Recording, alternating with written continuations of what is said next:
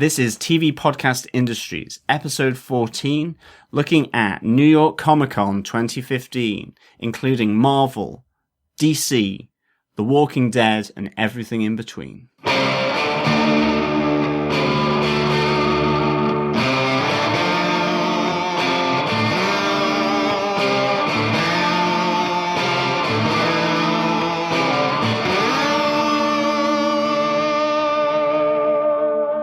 Welcome back to episode 14 of TV Podcast Industries. This is the New York Comic Con 2015 special where we will be looking at Gotham, Marvel's Agents of S.H.I.E.L.D., Agent Carter, Daredevil, Jessica Jones, and of course The Walking Dead. And we'll be taking a look at the Artist Alley and the merchandise arena at the Javits Convention Center in New York, where New York Comic Con 2015 is held. We also have a little bit of information on X-Files. Mm-hmm. I'm one of your hosts, John. And I'm your usual producer, slash this time co-host, Derek. Delighted to be joining you again. I did join for one episode of the TV Podcast Industries coverage of Hannibal, and I'm delighted to be here for this. I'm usually the host of Gotham TV Podcast with John, and along with Irene and John, I'm one of the hosts for Defenders TV Podcast, our Marvel TV show podcast. So yeah, I'm delighted to join you here for TV Podcast Industries, and was delighted to go to New York Comic Con along with John, which is probably the biggest now comic and TV convention in the US, with about 150,000 attendees over the course of the weekend, and we felt that a lot of the days. Absolutely. We felt it, we smelt it, and we also heard it. Some of these panels that we listened to raised the roof. Unfortunately, for myself and Irene, there is no longer any Hannibal panel at these, since season 3 was the last season that we know of to date and for the foreseeable future on the TV show. But hopefully there will be some American Gods panels coming up at the conventions in the next few years, as Brian Fuller will be bringing American Gods to the TV screen. That's his next project for absolute certainty. Yeah. But we had a great time at New York Comic Con and in the city of New York, where we got our kinky boots on as well, where we headed down to the theater that's showing Kinky Boots. But it was all great fun, loads of people at the convention, all having a fantastic time. We met some people from our Gotham TV podcast that listen to us and who interact with us on Twitter, and we also got to meet some of our co-podcasters and friends on Twitter from our Defenders TV podcast as well. Great. And it's just to remind everyone that you can follow us on tvpodcastindustries.com/iTunes or any other good podcast catcher, such as Stitcher, Player FM, Podcast Addict, or Beyond Pod. Just search TV Podcast Industries. And of course, we are on Twitter with our Twitter handle at TV Pod Industries. That's right. And I know the next episode that we'll be doing is a recap of season 3 of Hannibal, and hopefully restarting our Hannibal coverage on that show, which is going to be good fun, getting Irene back and talking about those episodes. And hopefully we'll be, as we said, talking about American Gods. And one of the big ones that we want to be talking about next year, I think, is going to be X-Files as well. So do you want to have a little chat overall about the experience at NYCC, John, and going to New York Comic Con and what it's like there, how it's all set up? Well, it's set up in a huge way. I mean, the Javits Center is a beast of a convention center. And I mean, you could argue it's almost like 3 different conventions in one. You have all the merchandise area where you have the likes of, Gentle Giant, Kotobuki, who do all those figurines. There's comic book sellers, such as Midtown Comics in New York are there. Mm-hmm. There's the big sort of Marvel, areas in that merchandise hall selling figures and so on. There's Weta, which that stand is just amazing with all the life-size Lord of the Rings stuff. an amazing little area of the merchandise hall as well. Yeah, we even got to see Chappie, didn't we? Yeah, Chappie was there. Really, really good. Stuff for the Hobbit down there as well. It was great. Exactly. Some of the stands that are there are phenomenal. You can get merchandise for every single TV show and every single movie that I think has ever come out in the realm of I suppose fan loyalty and fan love. There's everything from Battlestar Galactica stuff all the way through to Daredevil and the Netflix stuff and Marvel stuff everywhere. It's fantastic, and you could spend hundreds, and we probably did, on T-shirts and games and statues and pins and tattoos, jewelry, comics, you name it, you can get it. Did you get that tattoo that you were thinking No, about? I didn't, but I'd like to. Okay, all right, grand. Part of me wants to, but I don't know yet. I need to think Which about part it. of you wants to is probably the question. Probably my shoulder Okay. area, or the top of my forearm. Okay. No, the top of my arm, I should say.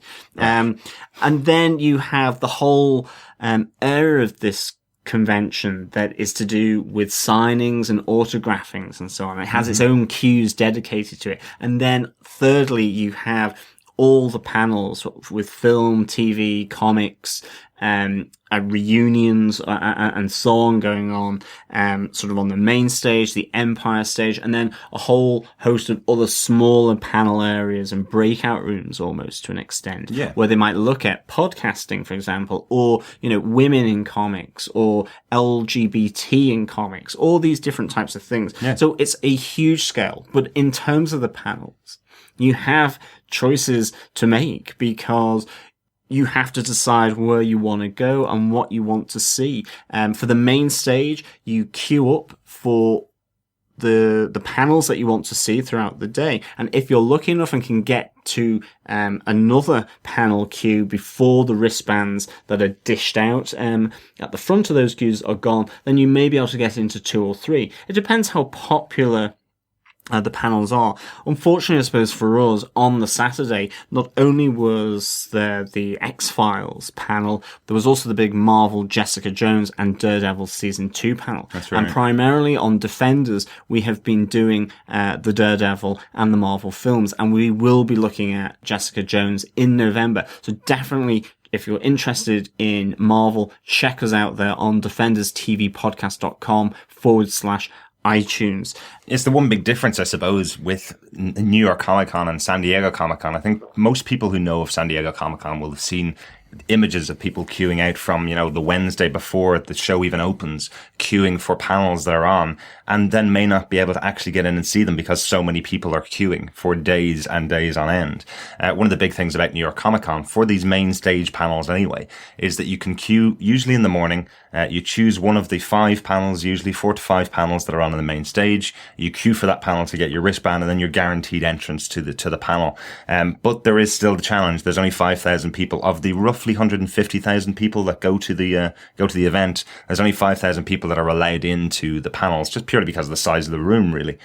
So on some of the days we were arriving down to the venue at 6 a.m., 6:30 in the morning, joining a queue that had already had a couple of hundred people in it, in order to get our wristbands. So, or 1,000 people in it. I mean, it's that moment you come down and you're confronted with the Javits Center and you see the queue, and then you begin to follow the queue, and then all of a sudden you've done 2 blocks and the queue's still going, and then you turn down along the side of the Javits Center that faces onto the Hudson River, and quite frankly, you're there going, oh my goodness, we're not going to get into this panel, or it's going to be touch and go whether once we get to queue up, actually then in the convention center, are we going to get a wristband for the panel that we want to see? Mm-hmm. And, once you're in the queue, you see it on the faces of the other people joining the queue. They're going, how long is this queue? What we've come too late? Or the other great one, when the queue is getting really big, when you hear them say, we should have gone the other way around the building to get to the back of the queue. It is gone round the entire Javits Center, which is kind of like, I think, 4 or 5 blocks wide and 2 blocks deep kind of thing. It's a huge convention center. As one of the people who was on my round table for the interviews of the Gotham cast, she basically said this building was designed by the government as an experiment, because it is, quite simply, from the outside, it looks like a huge greenhouse. Yeah. A huge glass house. It is massive and lets huge amounts of sun in. And for interviews, as we experienced, when we were interviewing the Gotham cast and creators, it makes for an echoey location to conduct an audio interview, and also for all the sunlight coming in, it's really difficult for a visual interview as well. Yeah. So it is a challenging place, but it's nice and light. Yeah. But unfortunately, it meant that we weren't able to get an X-Files wristband, which gutted me. I mean, I have loved X-Files back in the day. I used to watch it when I was in secondary school. Mulder and Scully, I absolutely adore. Gillian Anderson, I absolutely adore. It was one of the things why, I wanted to do the Hannibal podcast on TV Podcast Industries, was because she was in it as Bedelia du Maurier, and it was, I loved it. It really stuck with me. Some of those classic episodes from X-Files, some of those amazing characters drawn by Chris Carter. Bit disappointed that we didn't get in, but that does happen. Absolutely, as well. Absolutely. You got to kind of take it with a pinch of salt that you're definitely going to be getting into some of this stuff. Again, 10,000 people want to go to 2 different panels. You might be able to get in, you might not.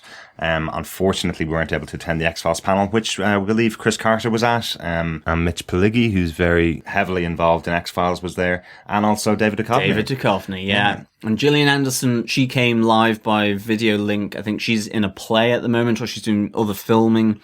I believe she was coming from Jodhpur in India. Hopefully filming some of season 4 of Hannibal, maybe, in India. Yeah, maybe. Hannibal's gone for a curry. Possibly. So, but the one other huge thing, obviously, about the panel that we missed and it was really sad, was that unfortunately they did show the pilot episode of season 10 of X-Files, which, as we said, is returning in 2016. Huge approval from the audience that were there. They obviously were huge X-Files fans, totally understand that, but the press seem to have taken it on as being a really good episode. Seen the trailers for it, and we're looking forward to hopefully seeing it while we were at New York Comic Con, but it didn't work out. That's alright, we'll see it in a couple of months' time. Hopefully nobody will spoil it too much for us, and we have a whole season to watch when it comes out. Absolutely. And of course, one final big area of the convention is the Artist Alley, where you have all these fantastic artists who draw and ink and pencil for the comics that you know and you love. All the selling their own art, their own comic art, signing books, doing little sketches for people, just chatting. It's probably one of the more relaxed and probably free-flowing kind of parts of the convention center, because they will chat to you about anything. They will give you advice if you want to be a comic artist. So they're really, really helpful, and they're more than willing to do a little sketch in one of your favorite graphic novels or comics. And you can buy their artwork as well. For me, I managed to get a signed print by Nick Dragotta, who draws for Jonathan Hickman in the graphic novel East of West. I also asked if he would sign my Volume 4 collected edition of East of West, which he was more than happy to do. So thank you so much, Nick Dragotto, for doing that. And he was giving advice to people there who were looking to become artists, so generous with the advice and the time that they give there. And of course, they do other signings. There's some of the bigger signings take place in the main merchandise hall, sort of at the Marvel stand or at the Image Comics stand, Dark Horse stand, and the Skybound stand, such as Kirkman for the Walking Dead comics. So yeah, we were about a foot away from Robert Kirkman. Unfortunately, we couldn't get a ticket to go and get a signing from him. But yeah, some fantastic artists down in the artist alley. There were people like Tim Sale, who we know from Long Halloween Batman book. Love him and love his artwork, and yeah, really good to see him there. We had one of John's favourite artists, Ben Templesmith, was there as well. Didn't manage to get to his stand this year, but I got there last year. And that was really, really cool. Yeah. He did Gotham After Midnight, really good book of DC work, and that absolutely identifiable Ben Templesmith style, which I absolutely adore. Oh, yeah. Very much with a horror leaning and to it. Much like you, John. Yeah. Yeah, much like you, a bit of a horror leaning to you. In fact, he did have a Hannibal drawing there with Hannibal with his antlers, which looked amazing. Oh, it's fantastic. It's fantastic. But speaking of Robert Kirkman, one of the big things that we got to attend this year, which I'm kind of shocked at, actually. I don't really know how we got to go along to it, but was the fan screening of The Walking Dead, which was episode 1 of season 6. Fantastic. That episode's now aired in the UK and in Ireland and in the US. So, we will talk about that now in a mo. But this is probably the really interesting thing about New York Comic Con. It was a small convention, a number of years ago, about 5 or 6 years ago. In fact, I know it was 6 years ago because it's now known as the con that Walking Dead built. Every year for the last 6 years, Walking Dead has premiered its show at New York Comic Con, right back to season 1. It started to break the bounds of the convention center as big as the Javits Center. We saw last year people were queuing out overnight, which you never get at New York Comic Con, just to get into the Walking Dead panel, which had the cast there. We saw people getting their wristbands last year and just sleeping on the floor for the day until the 7:00 viewing of the premiere for season 5. So this year, as a thank you for what is the biggest show on American television, crazily enough, the producers of The Walking Dead purchased the entire stadium, which is Madison Square Garden, holding 10,000 or 15,000 people, I believe. Yeah. For the night, gave everybody free tickets for it, including us. So we were sitting in the biggest audience I've ever been in watching a TV show. With a follow-up panel afterwards, with a great quiz show between the men and the ladies of the cast, with an award for, previous cast members that are no longer with us. It was absolutely great. Awesome atmosphere. And they had walkers strolling or, stumbling around Madison Square Garden. Oh, that was just hilarious, John. I was caught unawares while trying to take a photograph of a poster for Walking Dead as an actor who's playing a walker comes up behind him, and he screamed like anybody would as a walker comes up behind them. I squealed and squealed and kind of, took that quick 2 steps to the side to escape the reaching arm as the little in my ear hole. I would be very concerned if John had a weapon on hand, whether he would have done the double tap or not on the poor actress. But fantastic. And yet, just some of the great moments from the night. You could definitely feel in an audience that big how big the character of Norman Reedus's Daryl Dixon from the show is now. Did he do an entrance? Everybody else came out from behind the stage with their little intro. He got a standing ovation from the entire audience as he drove in on a Harley Davidson from the other side of the stadium onto the stage. Was fantastic. Amazing. Loved Robert Kirkman as well. I've loved him for years. I think I read Walking Dead from the first book, first selected volume was when I got into it. When we first picked that up, and hearing him on stage going, "You will learn in season 6 that no one is safe."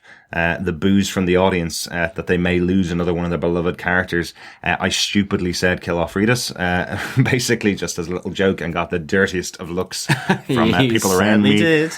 People left pretty quickly after that, not wanting to sit beside the guy that wants to get rid of Norman Reedus' character, which I don't want to get rid of him. Don't get me wrong. I do love Daryl Dixon, the show. He's not from the comic book, so I'm not as precious about him as a lot of people who watch the TV show are. And I definitely know after reading 150 issues of that comic book, no one is safe. So I will expect in season 6, we will lose one or two major characters. And it was hosted so well by Yvette Nicole Brown as well, who is a mega fan of The Walking Dead. She's been on The Talking Dead, the post show held by Chris Hardwick, by Chris Hardwick. Of course, I love her from Community fame, so she was really good hosting this. She brought a lot of fun, a lot of humor to the event, and she was superb. Really, really helped to move things along and to get everyone involved. Not that they needed much excuse to, but, she really did just move it along so well. Definitely, yeah. It was really interesting, though, wasn't it? Because she was a last-minute replacement because Chris Hardwick couldn't turn up, who people know from the Nerdist podcast and obviously from his coverage of The Walking Dead on AMC. I think she did a brilliant job, and I'm surprised she wasn't first choice, really. I think he's first choice just because of The Talking Dead, but she is fantastic at hosting, essentially in front of 15,000 fans or 10,000 fans. I'd love to know the number because it was huge and it was full to the brim. We got to see the season 6 pilot, as I said. Again, watching a show like that with an audience that size who were just rapturous about the show and seeing, how brutal that first episode was and how huge it was. Like there's thousands of walkers in at this time. Yeah, I mean, if you have not watched episode 1 of season 6 of The Walking Dead, do go and see it. And also, if you have never watched The Walking Dead before, check it out. Because at this stage now in season 6, it felt epic. Like the pit, and spoilers if you haven't watched it, the pit, the mine pit that all the walkers were caught in with the trucks, that just felt like an epic scale. The plan that they were looking to execute was epic. And then they brought it back as well then to a nod to the comics, where it was shot in black and white as they moved back to the lead up and the build up and the consolidation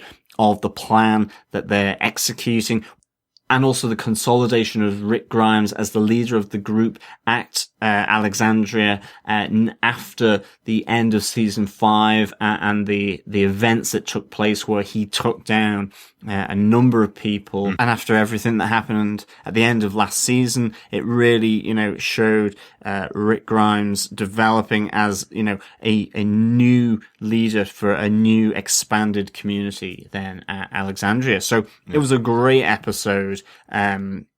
Epic and intimate at the same time, moving on from the comics, but respecting and giving a nod to the comics as well at the same time. Excellent.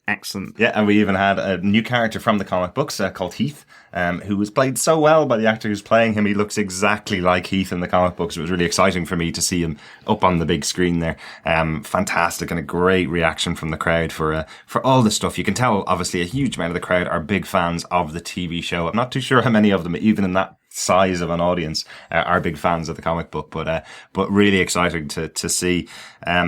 Huge characters appeared at the venue as well. Characters that we have lost in the past, like Chad L. Coleman, who played Tyrese.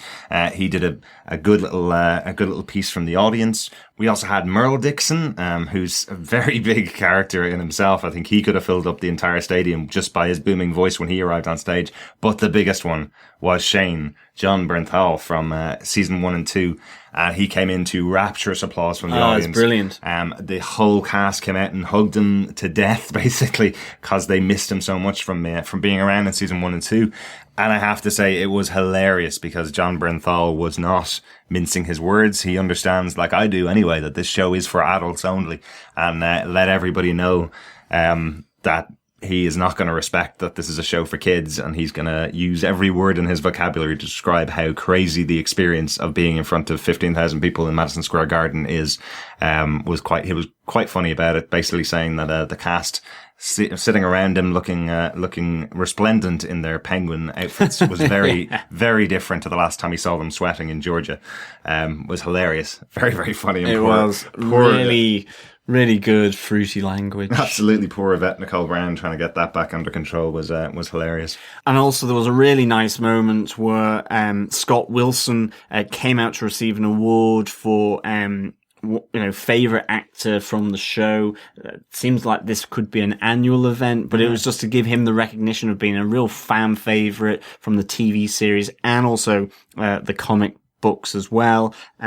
He played Herschel Green, really big character in both mediums. And of course, he was reunited with his daughters, Beth and Maggie Green, played by Emily Kinney and Lauren Cohen, respectively as well. Yeah. So that was really nice as well. Green family reunion on stage. Exactly. Fab. It was really good to see the cast and crew who were all up there. The entire crew had paid for their own flights to New York to go to the premiere, apparently. There's about 150 members of that team who took up the floor area there. It was really, really interesting to see all them.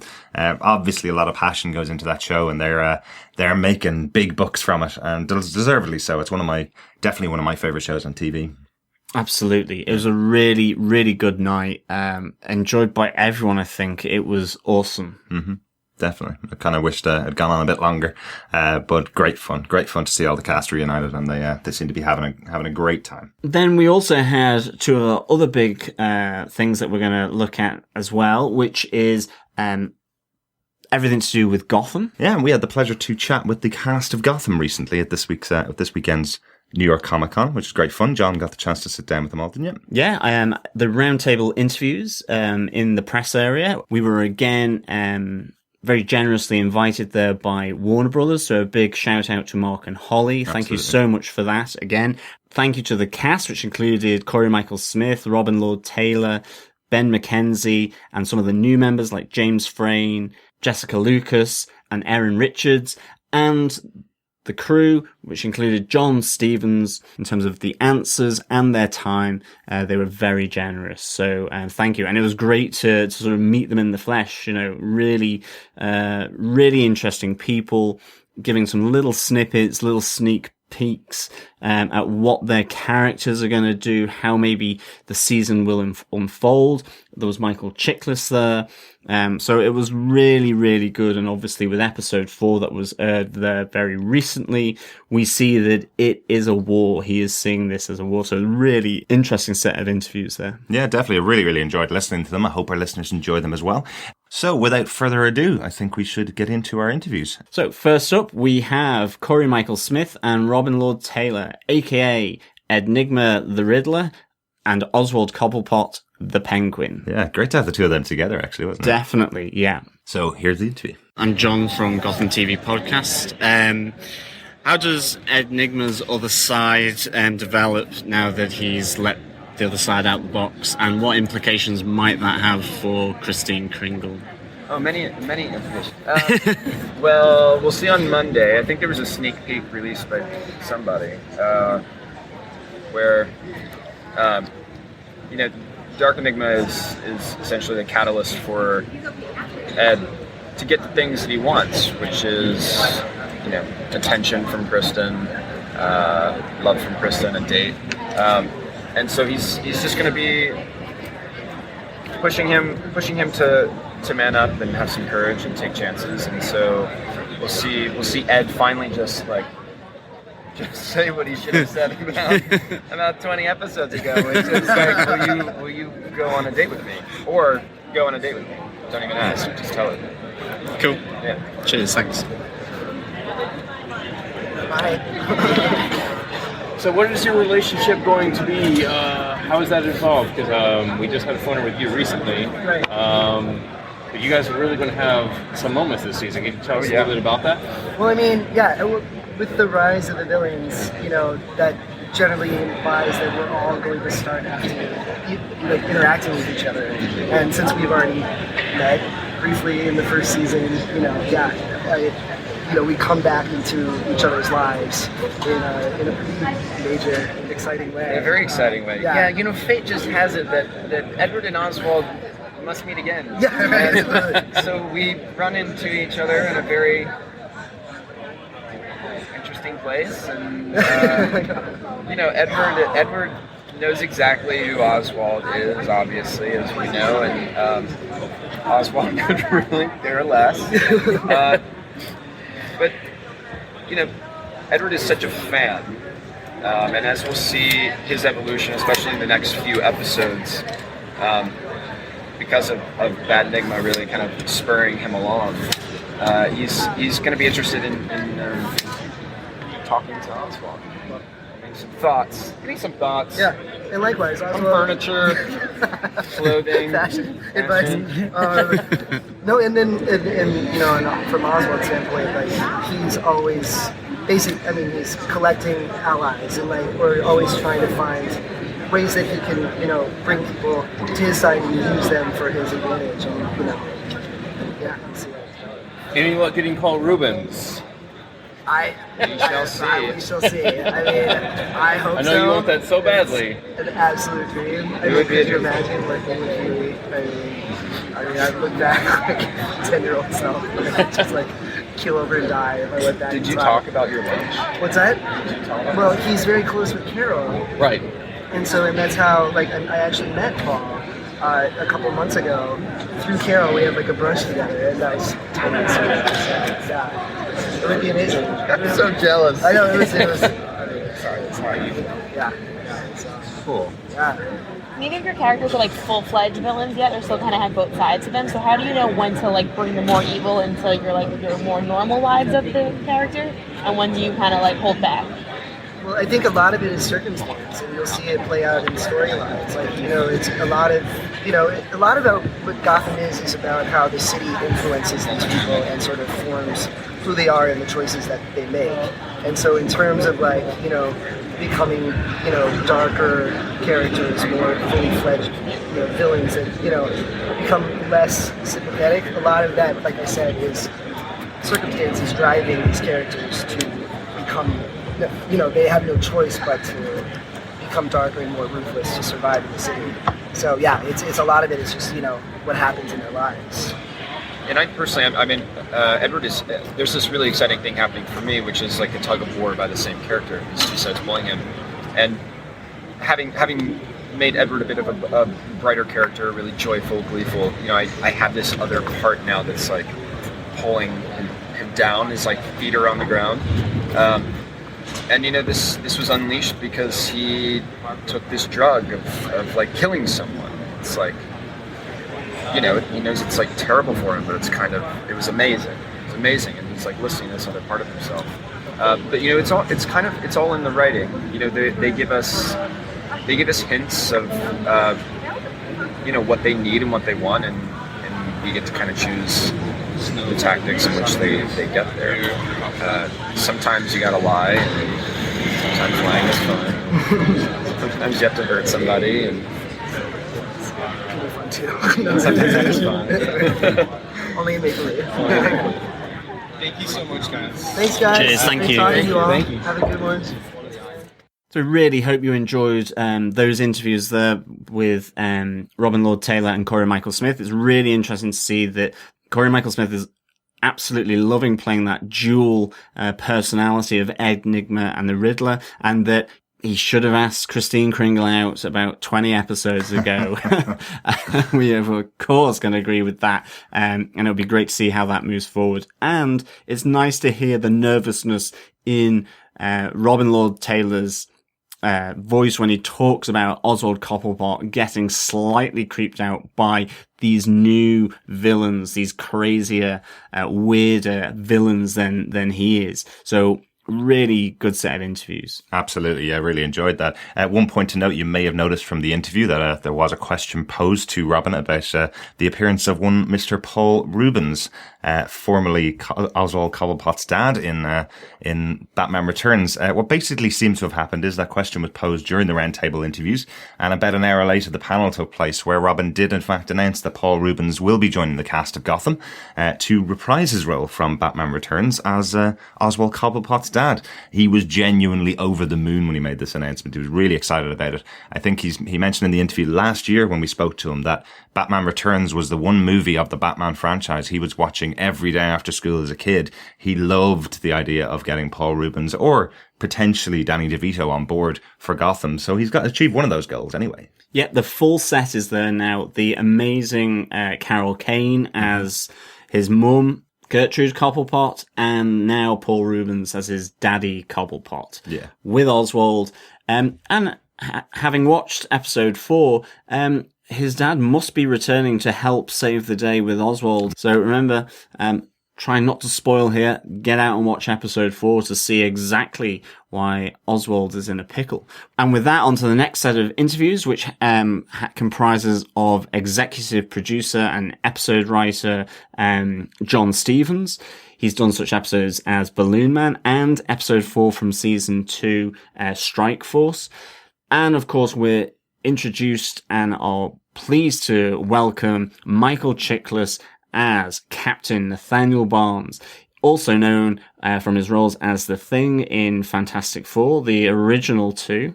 Yeah, absolutely. He's also in the TV show The Shield for many years and was the commish as well in that TV show. So great to have Michael Chiklis on board. A really nice guy by the sounds of your interviews with him. Yeah, absolutely. Yeah. Here you go.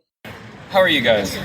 Fantastic. Cool. Well, Michael, you're joining the show this season as a new captain. Can you tell us a little bit about what your relationship with Jim is going to be this season? Well, I'm Captain Barnes is. I look at him as like a battlefield commander. He's not a desk jockey. He's a guy who comes in, who jumps right in with his guys on a war footing because the villains have run amok, and this season is called Rise of the Villains, and they've been brazen enough to come into the precinct, slaughter cops, and kill my predecessor. So I come in as both mentor to Ben's character, and also I'm worried for the kid because he's getting into that brand of law enforcement, that ends justifies the means brand of law enforcement that my character is absolutely adamantly against. And you find out why down the line, which is really interesting.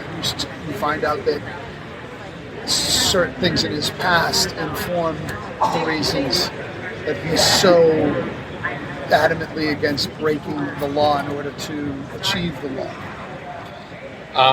Was there any hesitation going into this? I mean, because it's usually like you're a cop or you're a superhero because you did No Ordinary Family and everything. Well, but I mean, I've danced all around these neighborhoods, but I mean, this is different. I mean, there's a familiarity in that it's a hybrid of two genres that I've spent a lot of time in my career, but at the same time, it's a completely different new world. I mean, I love that it's very different. Marvel is sort of almost Grecian in its mythology. It's very, it deals with epic themes of good and evil, whereas,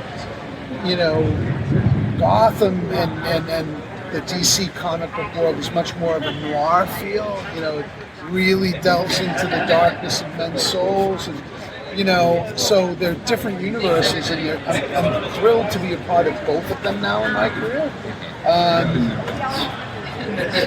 I know, you can take this stuff way too seriously, but it's just, to me, this is entertainment.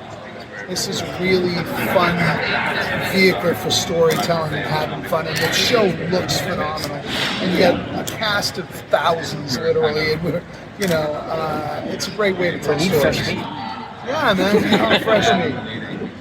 One of my favorite storylines has been Barbara and how she went from kind of being tied to the gym girl to having her own, totally separate crazy story. That's not crazy. Can we maybe see that happen with Kristen too?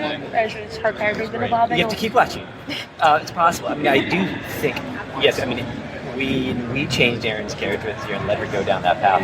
That, to me, has been one of the most exciting things that we've done, and the culmination of the sort of Erin, Gordon, and Tompkins storyline, which happens in episode 8, is bananas. And it's like, I watched the episode the other day, and it feels very core and mythic and elevated. It's like everything we wanted to have out of the show is great, and she knocks it out of the park. But that storyline, I think, and what happens to Barbara is representative of what we want all of our characters to do, because the Batman and all the superhero stories are to a large degree about identity transformation. Bruce Wayne, this awful thing happens to him, so he makes a choice to change his identity and become Batman. And that kind of happens to all of our characters. You say Edward Nygma kind of then becomes the Riddler, or you watch Oswald Cobblepot become the Penguin. So with all of our characters, we're always asking, what is that shadow self lurking inside them, and how do we bring the shadow out and have it be someone else? So I would say that all of our characters have that potential. Speaking of the change of guard, what has surprised you about season 2? Did you always know it was going to be the rise of the villains? How has the show surprised you or changed as it's gone along? It surprised me by how much fun it is. Honestly, we always knew we wanted to lean more into the rogues gallery, because it is like we have these nuclear weapons we weren't deploying yet, so like let's get them out there. And it has given a level of energy and fun to the show, I think, which is fascinating. And also, it actually has allowed us to write longer scenes, oddly, than last year. Like, this is like a weird technical point which you might not interest you, but last year, because you're following cases so much, you're getting clues, you're going to this place. Now, because you have these larger-than-life characters, what you really want to do is see them in a room interacting with one another, whether they're trying to kill each other or like talk to each other. Villains are delicious. Yeah, and that's exactly. Right? That's Those where are it like comes down really to. interesting, delicious characters, and all these things that are the engine that drives these different people to do what they do is what we're fascinated by. Yeah. I mean, and if you don't care about that, it doesn't matter about what you blow up and you know who gets shot. If you're not engaged on that level as an audience, then you're out, right? So, and that's why that's one of the reasons why I took the gig on, because when I spoke to Bruno, I said, listen, I know you're at that place in the history of this show.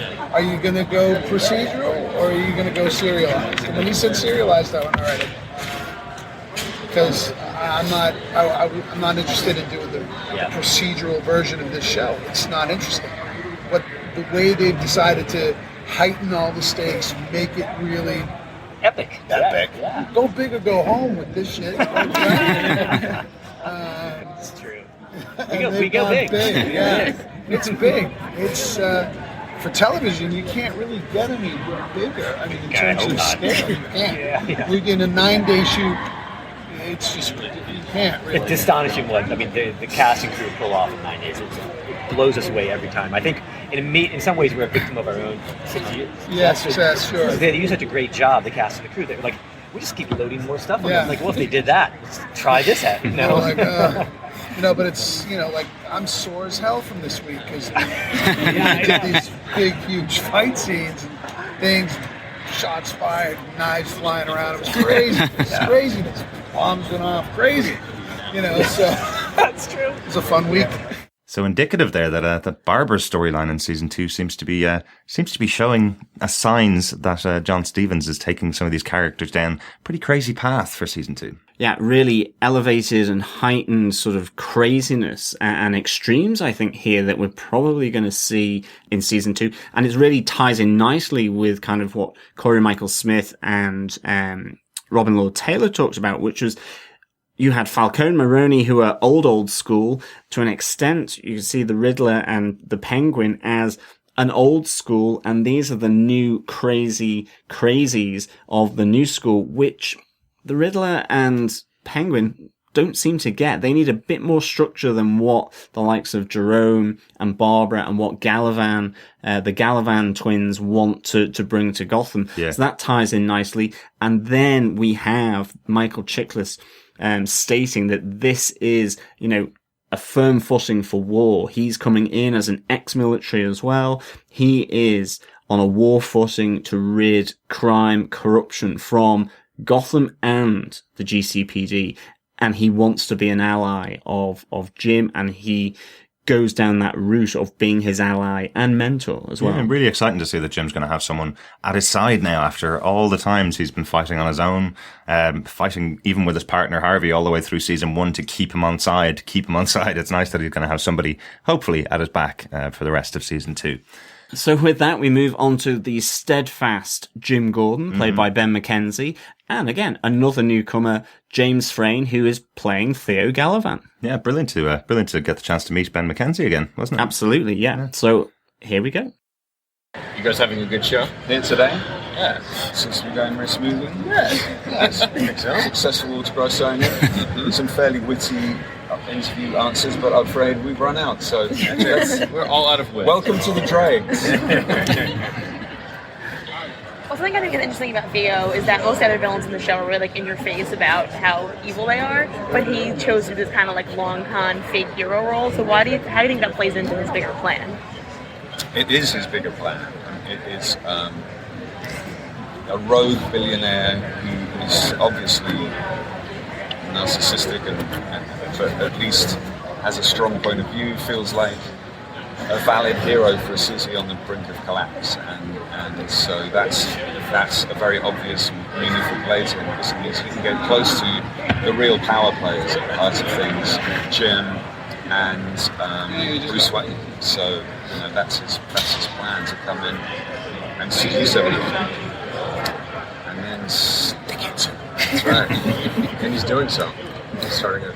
And what's nice about season 2 is that we're spooling out longer forms of storytelling, where we have full serialization, and we can really build these arcs so that, by the time Jim hasn't even figured out that Theo's up to no good, but by the time he does, how does he dismantle Theo? He can't just go straight at him. Theo's far and away the most complicated and sophisticated of the villains that he's faced up to this point. And so it becomes a real clash of the titans, if you will, amongst the two of them, with some really big repercussions for Gotham. How's Jim dealing with the chaos that's happened in the first 3 episodes? Like, personally, with his with Barbara trying to attack his girlfriend. He's holding it together barely, but I think he's starting to fray a little bit under the pressure, and he's certainly wearing the guilt of kind of what he's already done already at the beginning of the season, having killed a man to collect a debt on behalf of Penguin in order to get his job back. He's starting to see that he's becoming a little unhinged, and that's only going to continue as he discovers what Galavant's up to and tries to put a stop to it. So it's a nice shift. It's a really sort of aggressive gear shift here in season 2, and we keep our foot on the gas, but we don't really let off. I'm using as many metaphors as I can. Thank you. I mean, we've seen Jim really embrace his darker side more this season. Think that he still has a limit somewhere of how far he'll go, or is that kind of being pushed now? We keep pushing it. We'll keep pushing it time and time again, and then we may push it so far that it breaks, or he breaks in a sense, and has to really come to terms with not liking who he is at all, just really rejecting all of it. But it's fits and starts. It's sort of push forward a little bit. He finds some solace in Lee or in Harvey Bullock or Barnes or whoever, and then he keeps pushing forward. But each time he goes a little bit further, and each time he sort of tempts fate, and fate, I guess, being the destruction of his own soul. So, just what can we expect from this season? James? I think we've called it the writers have called it the rise of the villains because we're going to transition from a world quite like our own into a kind of chaotic space where you can accept there are supervillains who have these larger than real life personalities. That's sort of the goal, I think, of season 2, to really show the rise of the villains from a corrupt environment into a really quite insane. Do you feel like you're gonna bring back any more organizations or like the mob out of the way, kind of with the criminals? No, I mean, I think what we're telling is the old Gotham was the crime families. The crime families had an interest in law and order in the sense of the only way to do the business is if things are relatively, everyone understands what the game is. Once they go away, and we're dispatched, season 1, there's a power vacuum. Penguin steps into that. But there's also an ability for someone like Theo to come in and shake, just, burn things to the ground. And in that anarchy, all of these super personas are created. People start dressing up in various costumes, and that anarchy is the pervasive element. The crime families can't ever regain their foothold because it's anarchy. So it's nice to see from that, I think, that, the motives being teased out by Theo Galavant, what he's trying to do. He's trying to undermine those existing powers in Gotham. You know, he is an adopted son, but he is, in a sense, motivated by a revenge here to have their family take, you know, their rightful place. And I think what we see as well, what he's drawing out of Jim with the release of the inmates from Arkham, is a much darker, much more dangerous side. And he's struggling to come to terms with, both personally and professionally in the GCPD, the loss of colleagues and the craziness of Barbara, his former fiance, all attacking him and his colleagues and his girlfriend, obviously Leslie Tompkins, played by Marina Baccarin. Yeah. You mentioned there about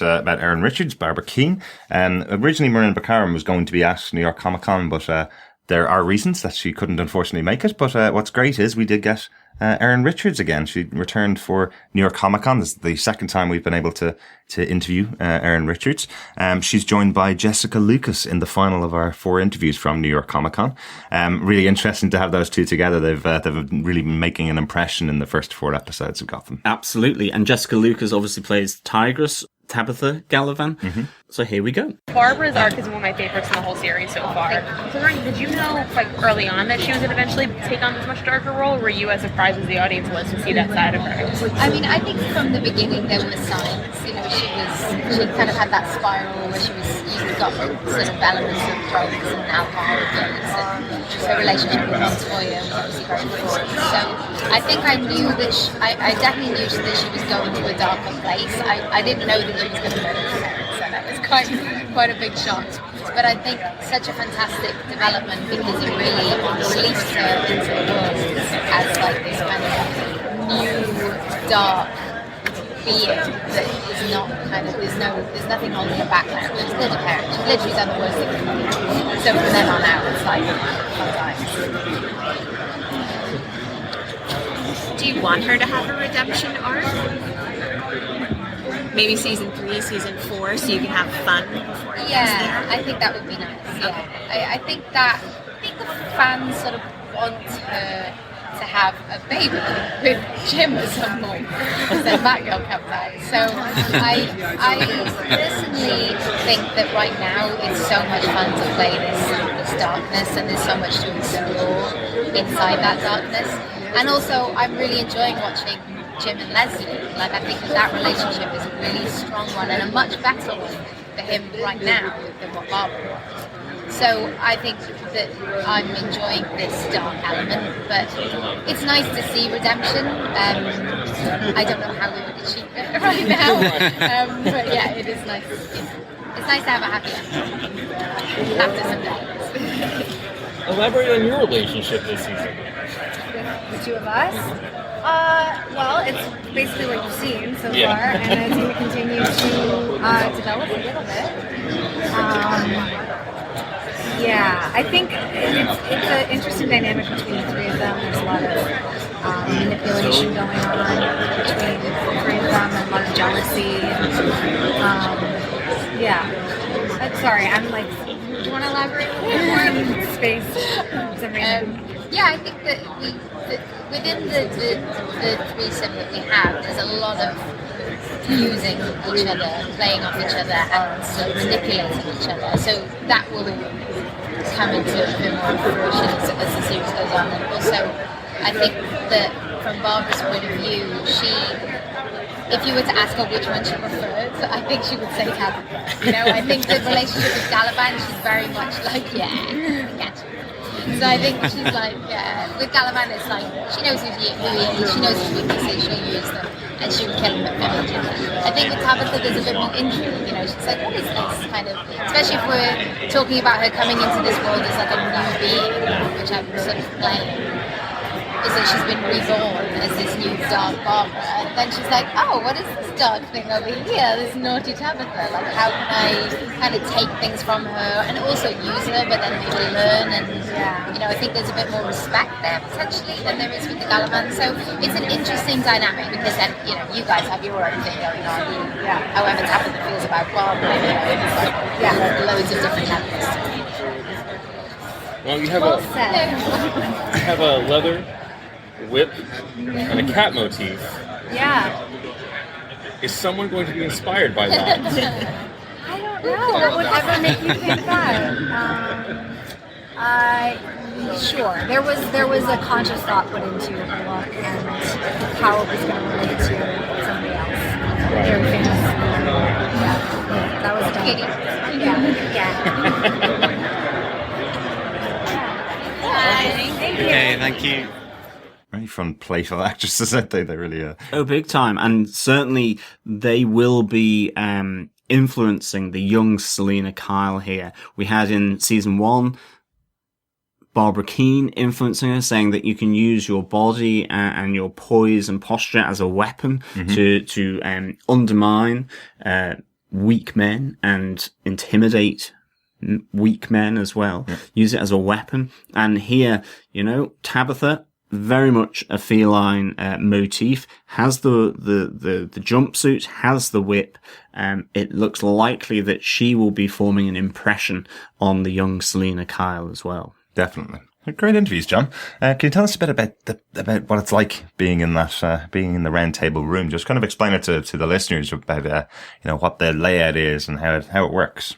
Yeah, I mean, basically everyone is waiting in the press area and you have to sign in and then you're taken to a smaller room which is enclosed off with sort of boards like you would get, say that split up an office. Right. But actually the whole area is incredibly open because the Javits Center itself is like a huge greenhouse. That's huge. It's really cavernous. I mean, one of the people sat at my table was like, this building was designed by the government as an experiment. And I mean, you can hear it sometimes in the audio. It's quite cavernous. You get some echo. The sun is streaming in. So if you're doing video, you have to try and get a position with the back to the sun, which you might not always get. So it's a really, strange area to have the press because of the issue of sound and the issue of the light, because it's cavernous and like a greenhouse, but it's a much smaller room and you have people doing video interviews with the Reed Pop and the New York Comic Con background that you would see in some of the the media outlets like IGN and so on. But then you have behind that 4 or 5 round tables, literally round tables, where you sit with others. And on this case, it was 2 at a time that they came to the table. They come in. It's an hour long maximum, but it feels so much shorter because you literally get maybe 5, certainly less than 10 minutes with each of the pairs. And really it's a free-for-all in terms of asking the questions. There's no, you go around the table asking the questions. It's basically those who jump in quickest. And I mean, you can hear from, I got there sometimes, other times I didn't, and other times other people kind of ask similar questions and you can't really ask them again. Right, and you don't want to, because you want to draw as much out of them as possible. So if someone else has already asked you a question, it's worthwhile to ask a different question to get more information from them. So, and there's a few little moments of downtime whilst you're waiting for them to move from one table to another and so on. But it's a really interesting experience. And I mean, again, I just really want to thank Holly and Mark for their generosity in asking us again to attend the round table and to be a part of that experience. It's really interesting experience, and of course it's great to get to meet these people. I mean, there is part of me, this is the first time I interviewed Corey Michael Smith. I was slightly in awe, because I really like his character. He is great, and he's like going, oh my goodness, there's the guy who plays Enigma Riddler, and you're kind of like jaw drop. And it's the same as in Michael Chiklis. I mean, I know him from the Fantastic Four movies. For me, he's a really big actor. I'm like going, wow, So there is a bit of that as well. And even James Frain, he was in True Blood. He was in Agent Carter. Again, 2 shows that I really, really enjoyed. So you do have to try and prevent the starstruckness coming in. But sometimes it's unavoidable, and quite rightly so. I'm a fan, I'm not a trained journalist. So I ask these questions, and I'm also a fan podcast with you. And, it's a great experience to have. Absolutely, especially going over from Ireland to the US, to New York, on spec. Basically, we got our tickets for New York Comic Con months ago. It's absolutely a holiday for us, but getting the opportunity to meet up with some of the cast is great fun, isn't it? Absolutely. It is really good fun. And I think this year as well, we got to meet up with some of the people who follow us as well.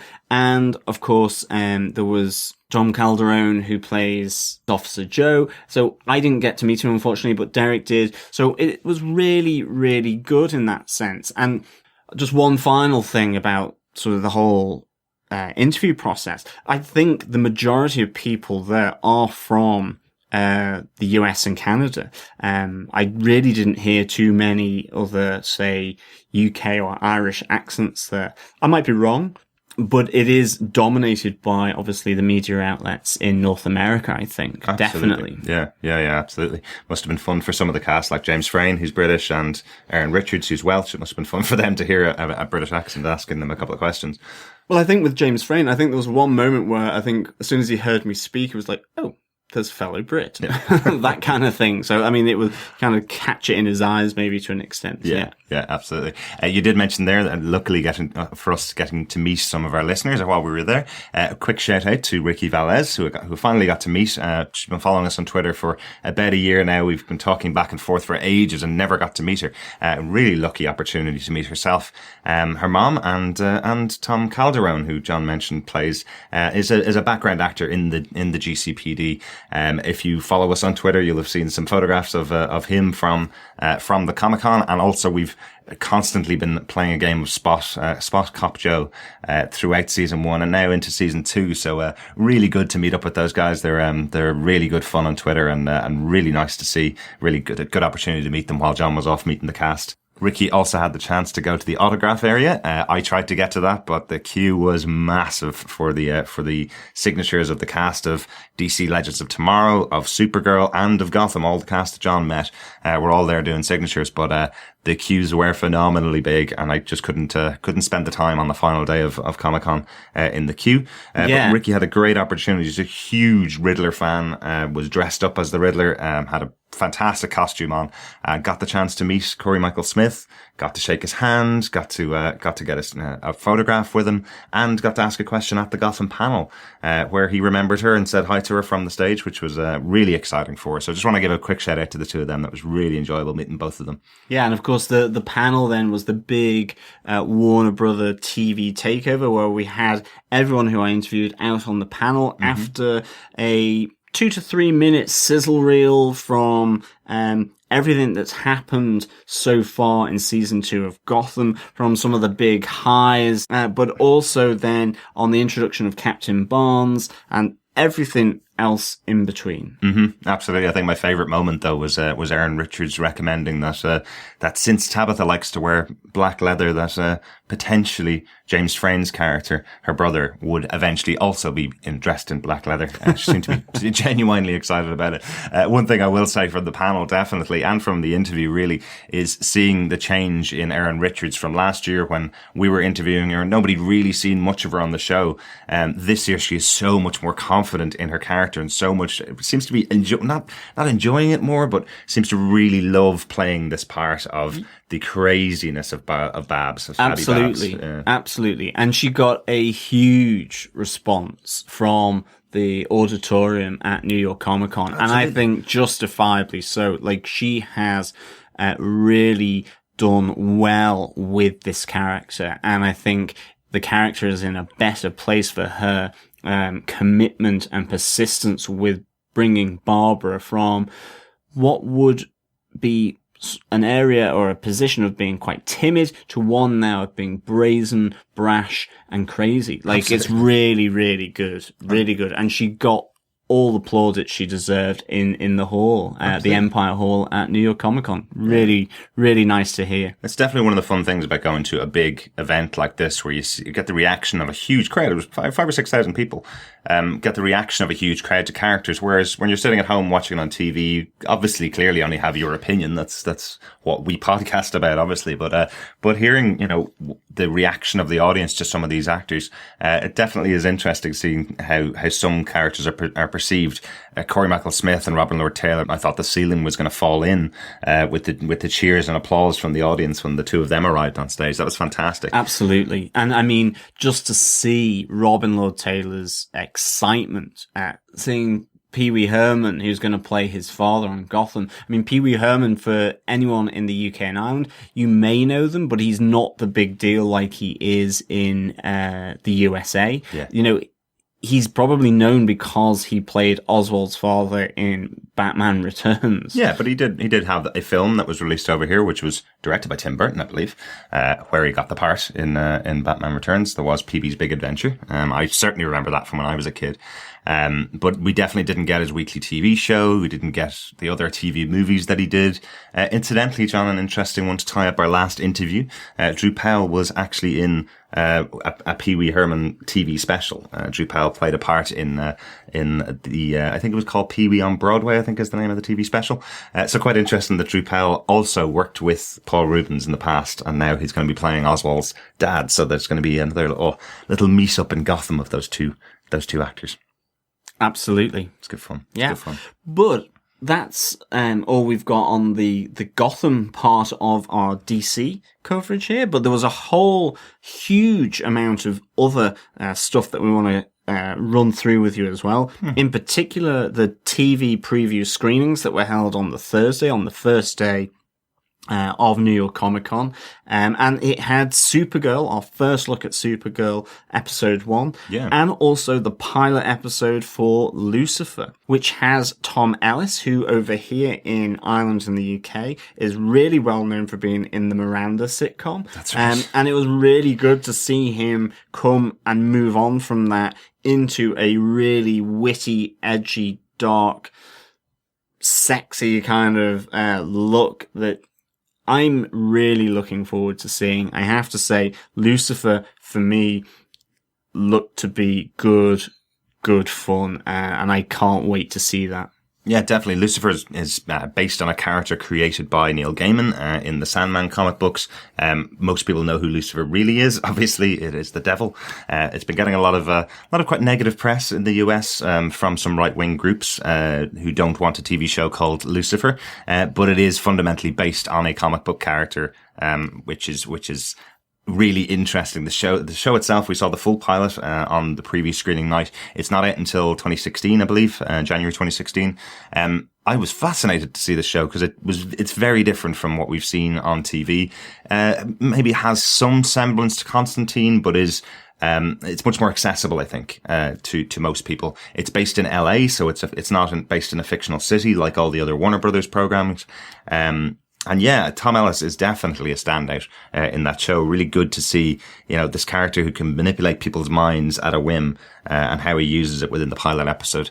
Really excited to see how it gets taken up. Yeah, but I mean, he still is Lucifer. He is the devil. He's just not playing to the script that God is providing, that he doesn't want to be in hell. He wants to be on Earth, and he is still mischievous. He's still got his dark and threatening elements to him, but he's also, to an extent, in a twisted way, does have some kind of notion of justice from what I got from this first episode. Yes, I certainly wouldn't. It's Lucifer, but a different form of Lucifer, but he is the Lucifer that we all know that would be in Supernatural. It's just that he's come up from below the ground and is now living happily in LA, indulging in all that decadence that you have in Hollywood and Los Angeles. Yeah, it's definitely a very different show, and definitely a much more adult show than than certainly the WB programming that's been out there, like Arrow and Flash and Supergirl, which we'll talk about as well.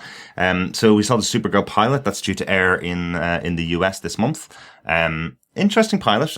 Definitely felt like Flash and Arrow, if you like those shows, definitely similar type to that.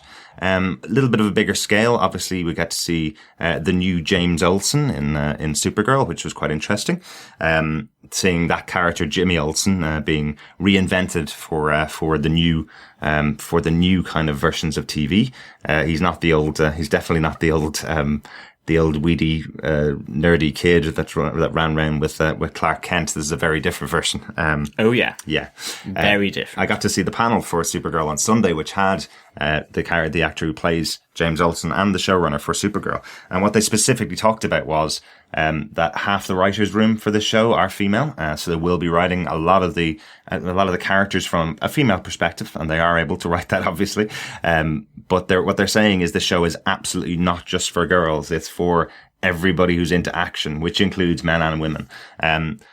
I have to say I kind of enjoyed it. I want to see more of the show. Definitely, I'm not as sold on it as I was on Lucifer.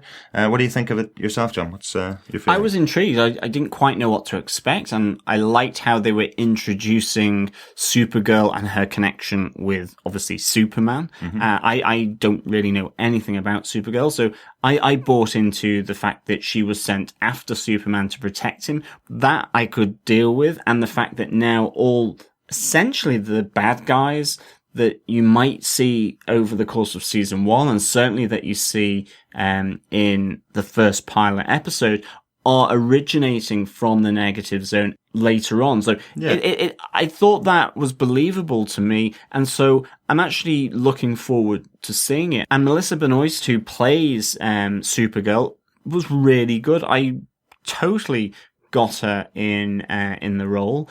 And we've got the intrigue then of the agency of the US government being involved. All really, really good, I thought, and something that I would certainly want to see more of before I decide whether I really like it or really don't like it. At this moment, I definitely bought into it, and I would certainly give it a chance. And I did like it. I liked the episode. Yeah, and the good news for us Europeans is that Sky One have announced that they have bought the rights to that, so that will be their third Warner Brothers show, along with Flash and Arrow, and now Supergirl joining the lineup on Sky One over here in the UK and Ireland. The one thing that gives me a little bit of pause about the show, I must say, is it's obviously built for a much bigger network in the US. CBS are broadcasting it, which is much bigger than the channel that has Arrow and Flash. So it's looking for much bigger ratings, which means it has to be a bit more broad than Flash and Arrow. It means it can't have characters like Gorilla Grodd showing up in the background just for a bit of a joke for comic book fans. It has to be a bit more broad. The producer of the show, or the showrunner for the show, specifically said that what they're looking to set up is a show that has a villain of the week every week, and we know how that worked out for Gotham in the first season. So it does give me a little bit of pause, but I am interested to see how the show itself goes. Yeah, and staying with the DC universe, one other aspect that we had was the 30th anniversary of The Dark Knight, and the introduction of The Dark Knight Volume 3 panel that was there, which had Brian Azzarello, Frank Miller, and Jim Lee, amongst other luminaries. Obviously, Frank Miller and Brian Azzarello are doing the story. The artwork is done by Andy Kubert, with Klaus, who was involved with Frank Miller on the original two, The Dark Knight and The Dark Knight Returns.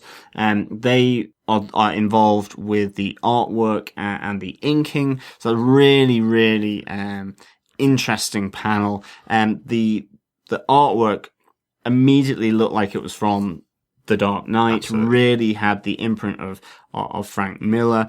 Andy Kubert was saying, and Brian Azzarello, just they had the weight of that seminal graphic novel. They did feel it whilst they were writing it, but doing it in collaboration with the original writer and artist behind that helped so much. And there's some nice little spin-off comics as well that will be included in the releases of this publication. They'll all be set in the Dark Knight universe, and they will include the Atom, Flash, and Arrow, with the hope that they will spin out into their own stories within that world, which is really, really good. So if you're a comic book fan, if you're a Dark Knight fan, if you're a Frank Miller fan, you should be really getting excited for this, because it looked really, really cool. It certainly did, and what a pleasure to have Frank Miller in the room. It was a real kind of surprise for everybody that he was turning up. I think the audience reaction to it was huge. He was unfortunately very, very sick last year, leading to rumours that that's the reason why he didn't actually write most of The Dark Knight. I encourage you, I think the actual full panel is being released this week. I encourage you to go and have a look at it. It's over on DC All Access, I believe. They'll be releasing the full panel. I encourage you to go and watch it. Frank Miller is fantastic in the interview, in the way that he doesn't take the DC line of questioning. He very much talks about this book the way he wanted to. He doesn't answer the questions the way you would expect someone who works for DC. It's very much about the fact that he gave some lead for Brian Azzarello, but this is Brian Azzarello's book. He's playing with Frank Miller's toys that he created in the DC world, and he gives full respect to Brian Azzarello, and I thought that was really interesting. And just to your point as well, the one question that came from the audience that I felt very sorry for, the guy who'd come all the way over from Ireland to ask a question of Frank Miller and Brian Azzarello. He asked the question, since you're setting up a Dark Knight universe, does this mean there's going to be more comics coming in that universe in the future? And the response he got was, well, duh, obviously. Felt really sorry for that poor guy who lined up to ask a question of what genuinely, I'm sure, are just like ourselves, are big heroes for him, and got a bit of a sharp response from Brian. It was we're in the business of making money kind of thing, but it looks like a really interesting book. I'm excited to see it. So Dark Knight 3: The Master Race, first issue's coming out in about a month's time, I believe. Yeah, and I mean, I think leave you with the thought that Frank Miller said he got to play with DC's toy box, and now Brian Azzarello has got to play with Frank Miller's version of DC's play box. So really cool. While we're talking about Batman, the other big cool thing that was at New York Comic Con that we got to see was the Batman v Superman Dawn of Justice costumes. Really cool. I love this kind of stuff, I must admit. I'm a big geek for background stuff on TV shows and movies, as you may have noticed on the 90 or so podcasts that we've recorded. So we got to see the Batman v Superman costumes up close and personal. Firstly, obviously, we saw the Batman costume, his standard one for Ben Affleck, but we also got to see the tech suit, which was very cool. Yeah, the big Superman Destroyer mech suit. Really cool. Eyes lit up. And to be honest, Superman is going to have some problems trying to take that down. Yeah, definitely. But it's really cool definitely seeing it up close as well, because you can see this fits over the top of Batman's standard costume. You can definitely see the way it's positioned, the way it's built. Really, really cool. But we also got to see the Wonder Woman costume, and what really struck me about that was from all the photographs I've seen in the past, and most of them are taken through glass cases like the ones we were taking. But what I've missed, I suppose, is the color that's in there in the Wonder Woman costume. There's definitely the standard blue and red in there that you'd expect. It's definitely her lasso is definitely golden.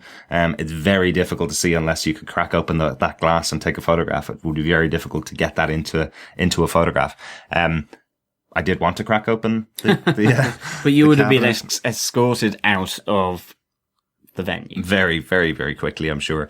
Superman's costume looks cool, looks like Superman. Dead rich though in terms of the colour. Speaking of colours, it's really vibrant and really well textured, as is the Batman suit. The texture on the suit is cool. But to be clear, not like San Diego Comic-Con, they didn't have 40 different versions painted in different colours. This is the actual Ben Affleck suit, which is not varying colours like we saw on the internet before San Diego Comic-Con. And I think as well, finally, there were a lot of gadgets that were included that help to move aspects of the Batman mech suit, which was really cool from the helmet area down to the grapple gun and all of that, all these different gadgets involved with the mech suit and with Batman's costume, which was super cool to see. Actually. Yeah, wasn't it? I kind of get the feeling that we're going to see a lot more gadgets from this Batman than we saw in Christian Bale's version of Batman for Christopher Nolan. It seemed like these are going to be the kind of cool stuff that we saw in the cartoons and in the comic books a lot more. There's things like the sticky bombs and some batarangs in there, that kind of stuff. Really, really fun to see. And those photographs are up on our Facebook page on Gotham TV Podcast on Facebook. You can see them on there. And you can also make sure you see them on Twitter at Gotham TV Podcast as well. So that's all from the DC and Gotham elements of New York Comic Con 2015 that we released originally on the Gotham TV Podcast. And finally, here's our thoughts on the Marvel Universe, the wonderful Jessica Jones premiere, the Daredevil Season 2 footage that we got to see, Marvel's Agents of S.H.I.E.L.D., Agent Carter, loads of stuff happened from Marvel over there. One of the big presences, I think, this year at a convention. And this piece was originally recorded under our other podcast, Defenders TV Podcast. Yeah, really delighted for this trip to New York Comic Con. Gave us so much more Marvel coverage than we were expecting. Big time. Yeah. Stuff we can't say too much about because there is an embargo. In particular, the full episode of Jessica Jones episode 1 that is going to air this November, all 13 episodes on Netflix. It was such a surprise. We thought we were going to get little snippets, but we got the full episode, and it really, really, really good. Yeah, we'll talk about it a bit. We're definitely not going to go into spoilers for it because we know how few people have actually seen the episode in all its glory at New York Comic Con. But we will go into our thoughts about it overall. And we were told not to by Jeff Loeb. Absolutely. You know? He's quite clear that one of the reasons why we get to see this, the people that are at New York Comic Con and who are in the panel, the reason we get to see it is because we keep stum about the detail, that we can tweet, we can say how awesome it is or not, whatever your thoughts are. Mm-hmm. And you can do broad brushstrokes, but don't give anything away about the plot, any of the twists or anything else, because that's why they allow people in these panels who have queued up or have bought the tickets for New York Comic Con to see them. And same, I presume, with San Diego and any of the other great Comic Cons out there. So we have strict instructions from Jeff Loeb himself. Yes, who is basically the director of S.H.I.E.L.D. So I give him a lot of respect.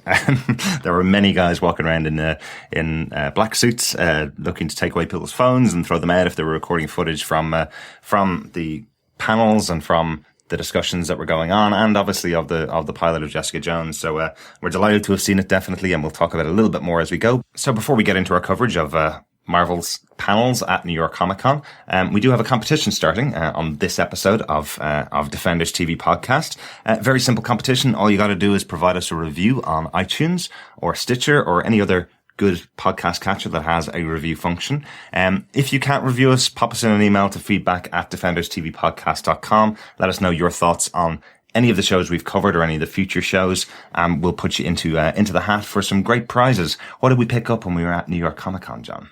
We got the Jessica Jones and Daredevil posters, along with a double Agent S.H.I.E.L.D., Agent Carter poster as well. Yep. Plus, we also picked up a tie-in comic of Jessica Jones that ties in with the series being released in November. And it's done by the same people that wrote and drew Alias. That's Brian Michael Bendis as writer and Michael Gaydos as the artist. So that's a really nice little introduction for these characters. And the competition will run through to the release of Jessica Jones on Netflix and the start of our podcast reviews and chats and discussions about these episodes. So please send in your reviews on iTunes and any other good podcast catchers, and reviews to us through feedback at defenderstvpodcast.com. But let's start off firstly with a little bit of an overall impression of New York Comic Con this year. This is our second year attending New York Comic Con. Last year we covered it on our sister podcast, Gotham TV Podcast, where we cover the TV show Gotham and all the DC coverage at New York Comic Con last year. And this year on Gotham TV Podcast, we got to sit down with the cast of Gotham again for the second year in a row. John got to interview many of the cast over there. So if you want to hear those interviews and you follow Gotham, make sure you go to gothamtvpodcast.com/iTunes to get that most recent episode, or you can search us in any good podcast catcher for Gotham TV Podcast, and you can get those interviews and our thoughts on all the DC coverage that were over there. But overall, for New York Comic Con this year, John, what did you think of this year's lineup? I think from a Marvel perspective, it was absolutely amazing. Absolutely. In particular, the Marvel Netflix, Jessica Jones and Daredevil panels. Mm-hmm. They were really good. They had the cast there. They had a full panel of cast and creators there. So that was really good.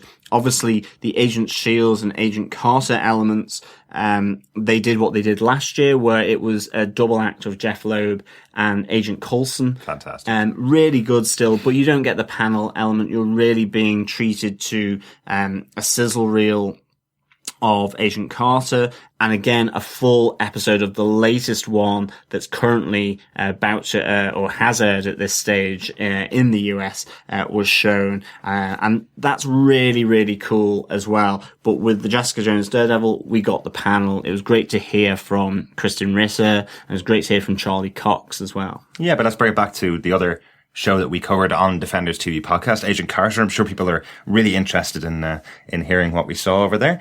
So we got a quick intro from Agent Carter herself, Hayley Atwell, joined by James Darcy. James Darcy, yes. They were in LA, obviously. And again, they were saying how Howard Stark will not be returning this season, season 2.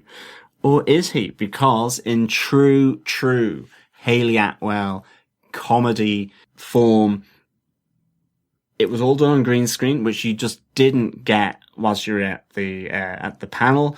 And they both walk into the screen, and then you have Howard Stark, obviously played by Dominic Cooper, sweeping the floor of the set. It's obviously all indoors. It's not outside at all, like you're led to believe, whilst Hayley and James are saying hi. We hope you enjoy season 2. They're currently filming in LA.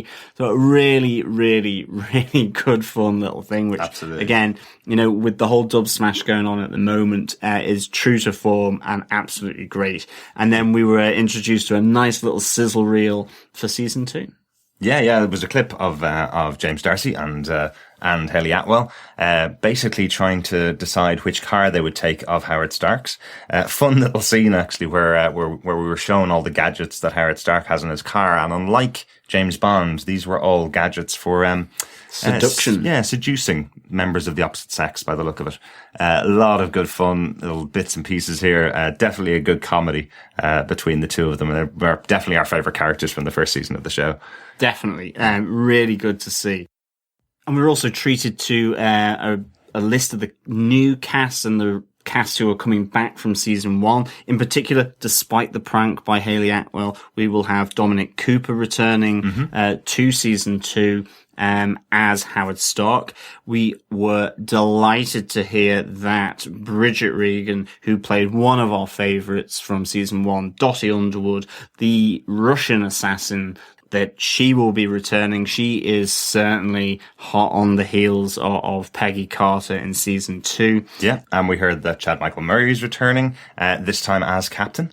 And we will also see Enver Jokaj returning, both from season 1 of Agent Carter, and both in captain positions, which is quite interesting. So both got a promotion out of the defense of New York in season 1. Yeah, maybe East Coast, West Coast captains here. So maybe a bit of going back to New York, even though season 2 is primarily set in Hollywood. And then in terms of the new cast, one of the big standouts for me was that we will be seeing Mrs. Anna Jarvis. That's right. We had discussed how it was great not to see her and to have her off screen and referred to by Edwin.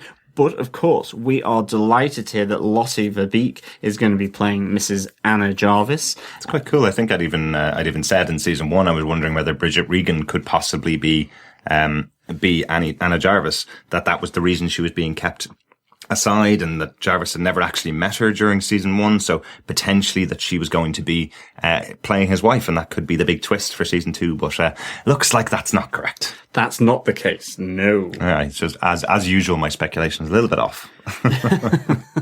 But we have 3 other new characters coming in for season 2. We have Reggie Austin, who will be playing Jason Wilkes. We have Curry Graham, who will be playing Calvin Chadwick. And then finally, we have Wynn Everett, who will be playing Whitney Frost. That's right. Madame Mask, the big villain for season 2, along with Bridget Regan, is coming to join the show. So really interesting. Yeah, can't wait for season 2, which will be next year, 2016. No date yet confirmed. Yeah. Not a huge amount from Agents of S.H.I.E.L.D. other than the actual episode, as we said. One thing I will say, if anybody has the opportunity to go to a convention like this where they show an episode for the first time, go see a Marvel one. The reactions of the audience to a Marvel episode like Agents of S.H.I.E.L.D., a show that's been going on 3 years now and has some of the most ardent fans in the Marvel cinematic universe, really, watching them and their reaction to some of the characters like Fitz and Simmons, who both appeared in this episode. Huge reactions from the crowd, big ahs and big oohs, and really enjoyable to watch with a big crowd. Yeah, it was fantastic. And we were basically treated to episode 3, where we see the return of one of the big characters to the Agents of S.H.I.E.L.D. universe. Yeah. Hilarious episode as well. Some really good fun in there. It's really good action. So, well worth checking out. I think that returns in the UK and Ireland at the end of October. So, hopefully we'll get to see that episode again in November. I'm really looking forward to seeing it. Really good fun. So after that, John, what was our next Marvel panel? We got to see the Lego Marvel Avengers panel on Saturday morning, which will be of interest, honestly, I promise, for those of you that are gamers, and those of you that are Agent Carter fans, because it was confirmed in this panel by the guys from TT Games that not only is Lego Marvel Avengers covering the Marvel Avengers Assemble movie to Marvel's Avengers Age of Ultron, it's also covering some of the MCU movies in between, including some of the TV series in between. And we got to see a little Agent Carter level, which I thought was fantastic, with all the voice work provided by Hayley Atwell, which I thought was really interesting. Yeah, it's unlikely that we will see Daredevil there, because obviously one of the things that the developers from TT Games were saying is that, at the end of the day, Lego games, whilst they're enjoyed by adults as much as children, is also designed primarily as a sofa game where you can pass the controller around amongst family members. And obviously Daredevil, as it aired on Netflix, is a darker version, a much bloody version of these characters. So whilst we will still see Daredevil likely as a playable character, it won't necessarily, from what we gathered, be the Charlie Cox version of this character. But you never know. If it's taken out of context, as long as there's no particular storyline. As the guy from TT said himself, having a guy's head smashed to bits by a car door is not necessarily the way or direction that Lego Games wants to take their franchise. Absolutely, and I totally agree with the decision, I must admit. The one thing that would be terrible for the Lego Games is to encourage a 6 or 7-year-old to turn on Netflix and start watching Daredevil thinking this is the character from the computer game they just played. It's not made for them. It would be a terrible way for them to have that character used. It should be encouraging them to watch the Marvel movies that are made for them, obviously, and hopefully read the comic books that have these characters. They definitely confirmed that Jessica Jones will appear in the game, Luke Cage will appear, Iron Fist, and hundreds of other characters that people have been requesting. So really excited for that one. Yeah, and as Derek said, we will get treated to cutscenes from Captain America, the First Avenger, The Winter Soldier. There was Thor: Dark World will be included. Mm-hmm. Iron Man 3 will be included in it as well as Avengers Assemble and Avengers Age of Ultron, amongst others. And one of the other great things that we're going to get to see as well is mechanized Stan Lee. He will form his own mech suit from pencil holders, typewriters, and telephones, and he will be able to battle it out with the Iron Man Hulkbuster. This is Buster Stan Lee, Hulkbuster Stan Lee. Can't wait to see it. That was hilarious. And of course, there's all the smattering of the comedy and the pranking, with the insertion of chickens and pigs and steaks and pork chops going on. So really, again, it will be a good, fun game, which can't wait for, and is out early next year, January 2016. Right. That's right, and features all the voice cast. It's very similar to the way they did the Hobbit game, where they took the actual cast recording and put it over the top of their brand of comedy and their brand of humor. So that's really interesting. But hearing again that Hayley Atwell recorded additional voice work for her role, kind of like the way that Phil Coulson himself did for the first Lego Marvel Avengers game, or Lego Marvel game, excuse me. He did all the additional recording for that. So this time we get Hayley Atwell to do it for this game. So really interesting. They showed, as I said, a kind of a flashback clip of Peggy Carter in a kind of sepia colored diner directly out of the TV show. You could definitely tell that it's being taken from that. I thought it was great fun. Really excited to see it. And one of the other things that came out from the panel from TT Games is their absolute dedication to making sure this is as authentic as possible. And they talked about the room where they build every single item that's in the game is built by people who build Legos all day, and that's the best job in the world. That's what they do. If it can't be built in Lego, it can't go into the game, is essentially where their method of doing it. So that was great fun. Yeah, absolutely. And so on to the big thing for us, which was definitely the Netflix Marvel panel in the main stage that looked at Jessica Jones and Daredevil. And one thing that will be remiss of us to say, we are Defenders TV podcast, and we got to see the Defenders as they are so far construed. That is Daredevil, Jessica Jones, and Luke Cage, played by Charlie Cox, Kristen Ritter, and Mike Coulter.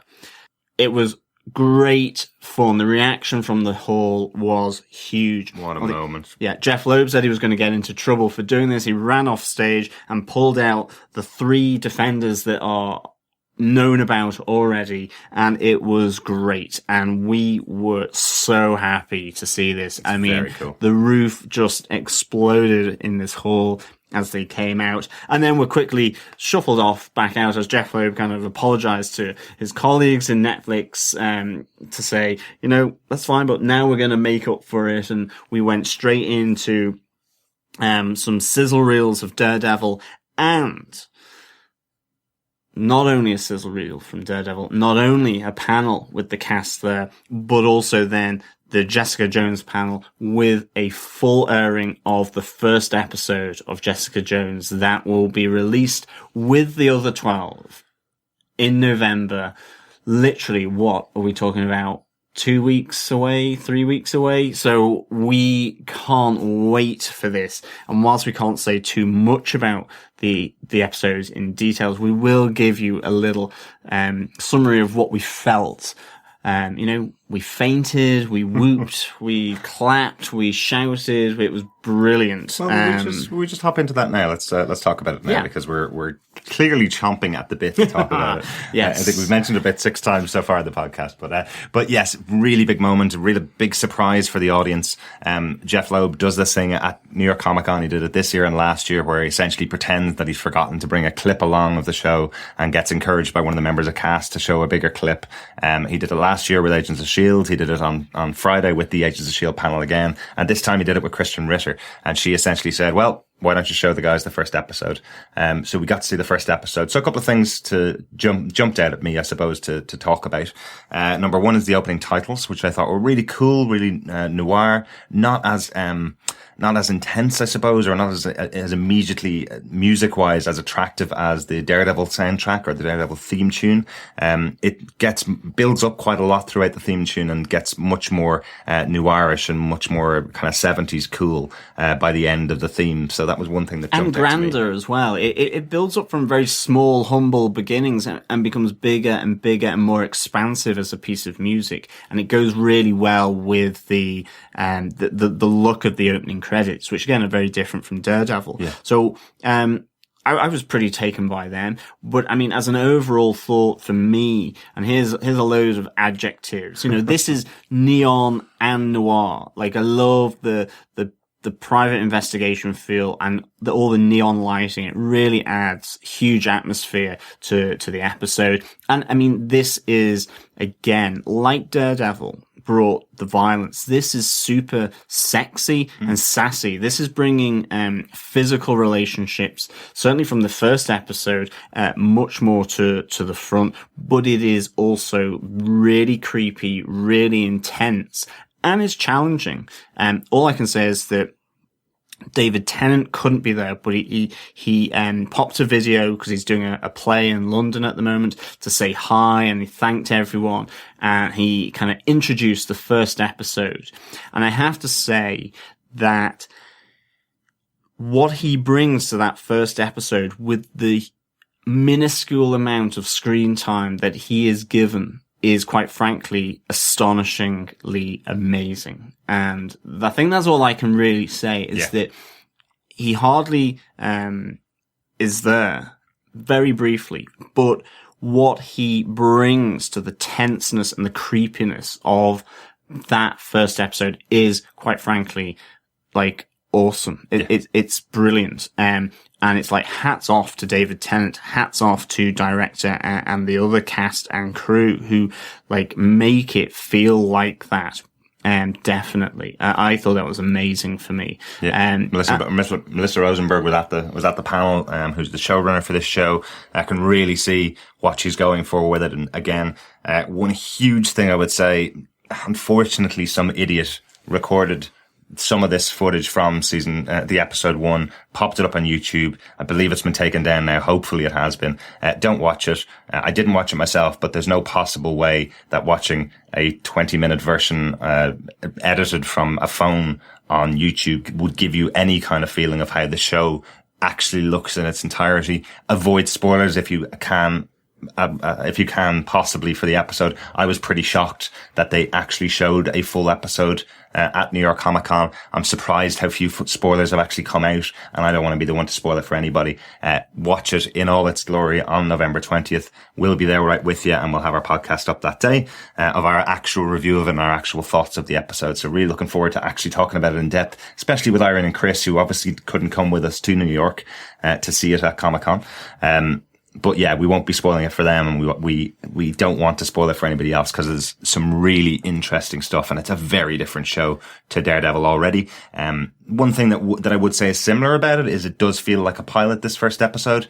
It does feel like they really are introducing you to a lot of characters throughout it. But remember, it's all coming out in the same day on Netflix, which the best part about it means, unlike us, you can just watch the second episode immediately afterwards.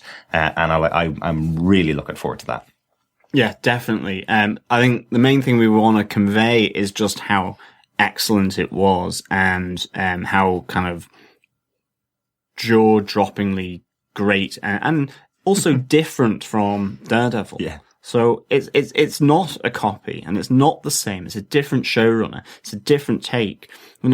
So it's an amazing introduction to a Marvel superhero that most people won't know about. And in fact, I would say, hands up, in all honesty, I didn't know too much about until I knew about Marvel Netflix Daredevil, and I went out to read some of the Alias comics. Mm-hmm. So if you want to know more about Jessica Jones, in the few weeks that remain till it airs on Netflix, go and search your local comic shop for Alias or for some of the other Jessica Jones story arcs. Yeah, definitely. And you'll be surprised. You will really latch on to this lady. Yeah. This definitely feels like it is taken from Alias. They're at the comment that was made by Jeff Loeb was that he was talking to Brian Michael Bendis, who really did create the character of Jessica Jones and really gave her all of her characteristics.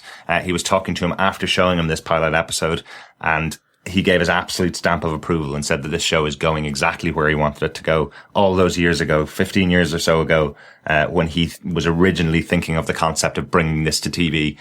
They've taken it really well, and it's well worth watching. We'll be talking all about that in about a month's time.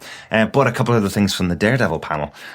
We got to meet Elektra Natchios for the first time. Absolutely. That was really good fun. She's an actress that I haven't actually seen in anything else prior to this. But she commented on the fact that really the reason that she got the role was because she's a black belt in karate and could kick Jeff Loeb's ass.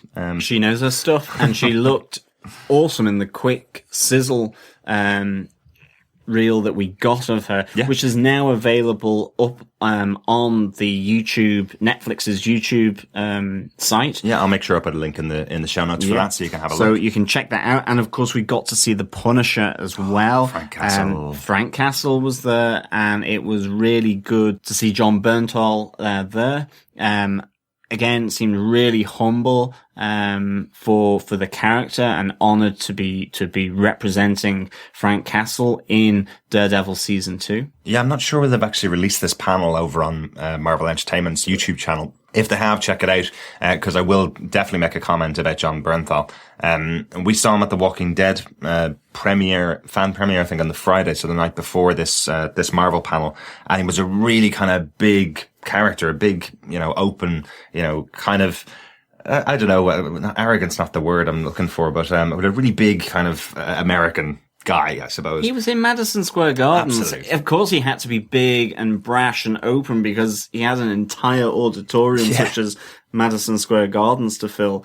It was a different version of John Bernthal here on the main stage. Yeah, he basically seemed to be really humble about the character, seemed to be taking a lot of pride in playing the part of Frank Castle, who, if you don't know, and a lot of people don't know the Punisher character, but he's a character that's come back from war, has suffered some severe losses, and suffers the loss of his family. John Bernthal's comment was he knows how important this character is to the US military, he knows how important he is to the police and armed forces in the US, and he'll respect that in his portrayal of the character, which kind of is an interesting insight to the character for me. He's not playing him like a comic book character. Anybody who's seen Walking Dead, the first 2 seasons at least of the show, will know how intense an actor John Bernthal is.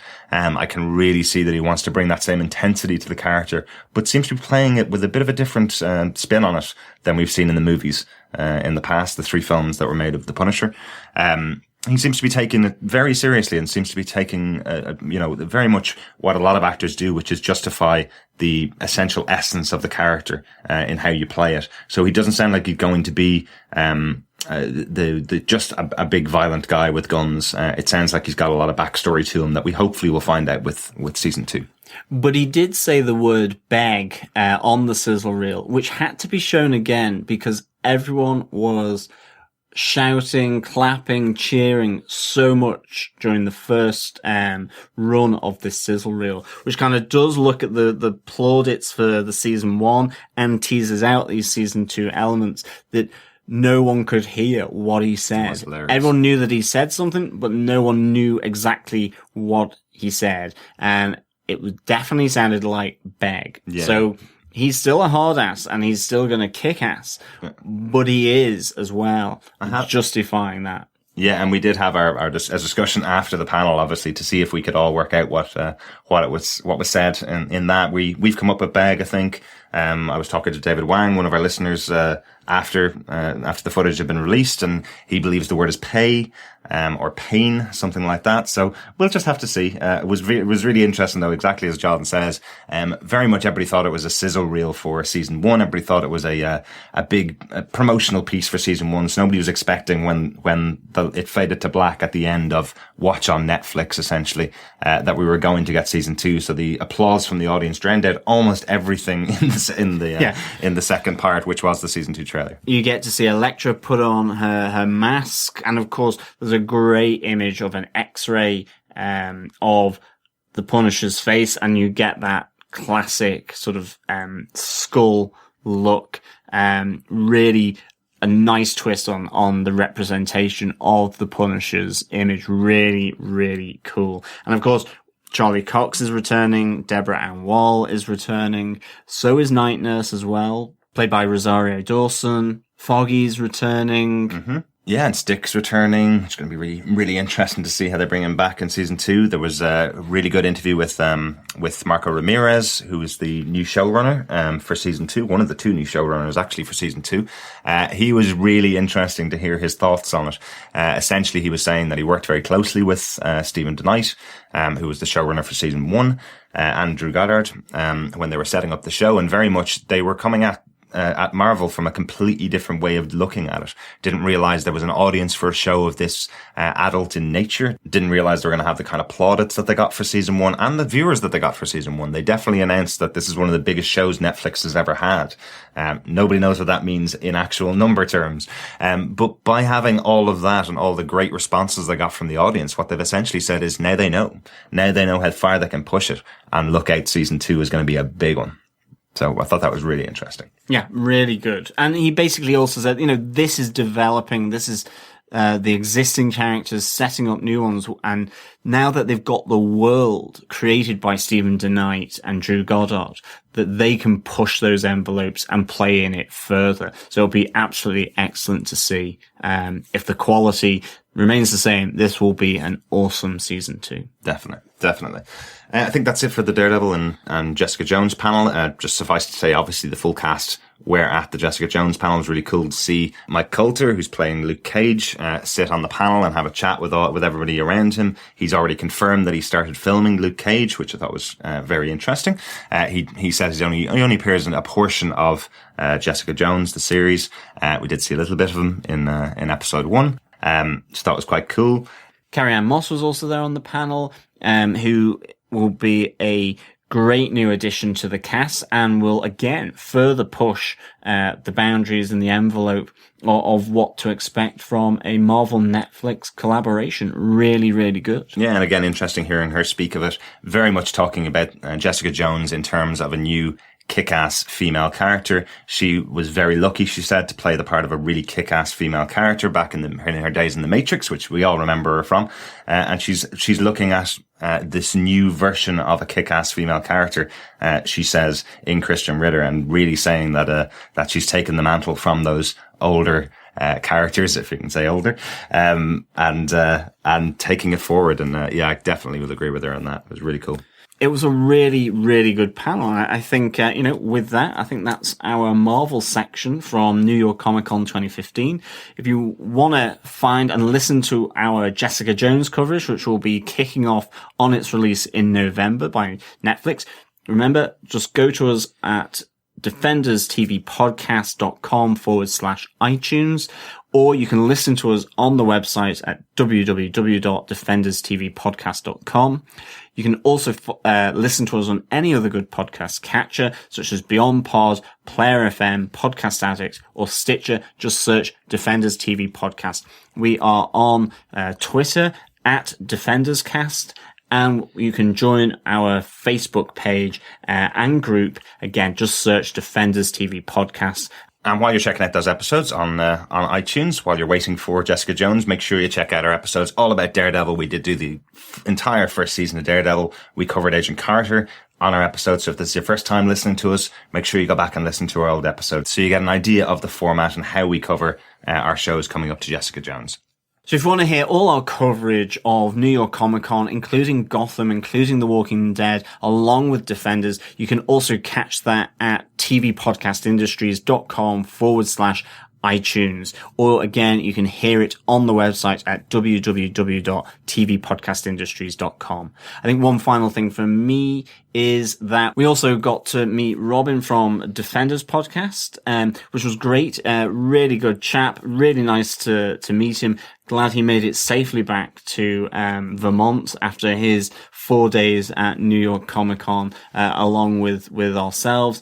And hopefully we'll get to meet other members of that Marvel Netflix podcast too. Yeah, and while we were there, we also got to meet the owner of the Twitter handle Daredevil Room. Absolutely. Not sure whether she wants us to share her name, so I'm not going to, but really a pleasure to meet up with some fellow Daredevil fans, and the excitement after the Jessica Jones reveal and the footage for season 2 of Daredevil was palpable between the four of us nerding out at New York Comic Con, which is the best thing to do when you're at a Comic Con anyway. Yeah. Definitely. Exactly. We put all the caffeine huggers at Starbucks to shame. We looked more caffeined out than they did because we were truly excited. Obviously, make sure you enter our competition to win those wonderful prizes. The original artwork of Jessica Jones for Netflix, the artwork of Daredevil for Netflix, which we picked up at New York Comic Con. I'm sure you've seen those images around. We also got the poster for Agent Carter Season 2, for Agents of S.H.I.E.L.D. Season 3, and that tie-in comic which ties together the world of Daredevil on Netflix and Jessica Jones on Netflix, as John mentioned earlier on, written by Brian Michael Bendis and by Michael Gaydos. All you have to do is just send in a review to us on iTunes, defenderstvpodcast.com/iTunes, or review us on any other good podcast catcher, and send us in your feedback to feedback@defenderstvpodcast.com. So thank you so much for listening. We will be back for the Marvel Netflix Jessica Jones podcast coverage from ourselves at Defenders TV Podcast with also Chris and Irene. Thank you so much for listening. We'll talk to you soon. Bye.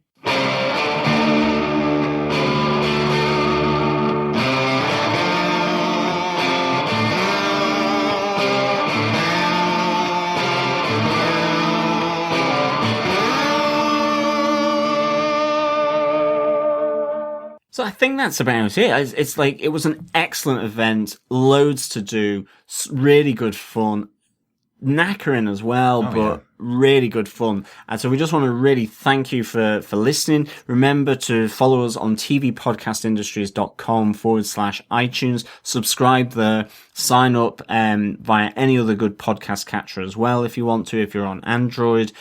You can just search TV Podcast Industries on Beyond Pod, Podcast Addict, Player FM, or Stitcher. At the moment, we have Hannibal up there. We're looking to bring you X-Files in the new year on TV Podcast Industries. Again, thank you so much for listening. And keep sending in your feedback to feedback@tvpodcastindustries.com. While we're not actually recording podcasts right now for the show, we will be coming back pretty soon with, as I said, our Hannibal coverage on season 3. We're going to hopefully do a recap episode pretty soon around the time that the DVD Blu-ray set is coming out in the UK and Ireland, which is, I believe, at the end of October. So we'll be coming back with that pretty soon. So make sure you send in your feedback to John and Irene for TV Podcast Industries at feedback@tvpodcastindustries.com.